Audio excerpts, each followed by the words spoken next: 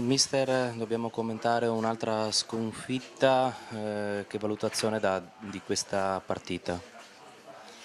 È stata una partita dove siamo stati in difficoltà perché la Reggiana ci ha messo in difficoltà, però come ho detto prima lo sapevo, nel senso che siamo venuti in casa di una squadra che è toccata nell'orgoglio, quando uno è toccato nell'orgoglio ha sempre una reazione. Secondo me dovevamo cercare di fare qualcosa di più nelle fasi di ripartenza perché abbiamo tenuto poco palla, male, soltanto con Kirillov siamo riusciti alle volte a respirare, allora facciamo fatica perché se facciamo la fase di riconquista e poi diamo la palla agli altri immediatamente, tentare di fare insomma, partita diventa un po' più complicato. Lei con i colleghi della carta stampata parlava al di là dell'aspetto tecnico, soprattutto dell'aspetto così mentale della squadra. Noi ci siamo trovati tante volte a poter fare il saltino di qualità e non l'abbiamo fatto.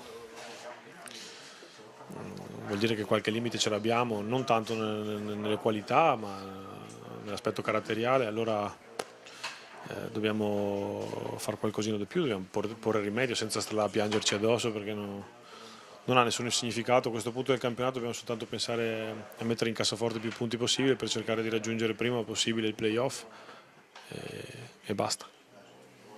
Il primo tempo è stato tutto sommato equilibrato, poi all'inizio di ripresa abbiamo visto una squadra che probabilmente anche con un impeto suo, tornando dagli spogliatoi, aveva cercato di fare qualcosa di più, poi le cose sono cambiate a causa di un episodio.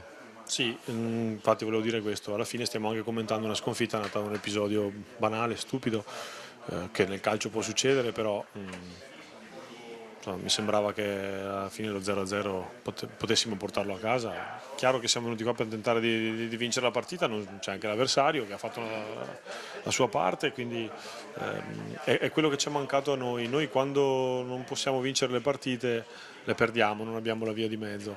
Come ho detto prima, fare 11 vittorie e 10 sconfitte è segno di una squadra che non ha ancora trovato il suo equilibrio. Tante volte avremmo potuto portare a casa il punto invece di una sconfitta. Adesso, ripeto, secondo me non è il tempo né il caso di fare processi, mancano 6 partite, noi dobbiamo pensare a raggiungere il playoff, quindi cerchiamo di ripartire e di raggruppare di nuovo le forze che abbiamo.